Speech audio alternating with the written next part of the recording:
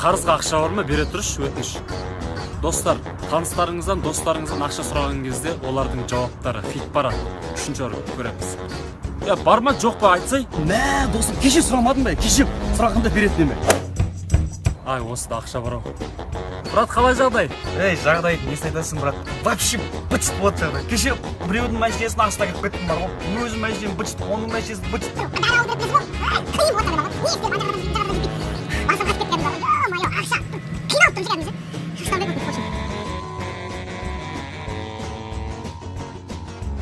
Қойшы, не үшін звондап ең, брат?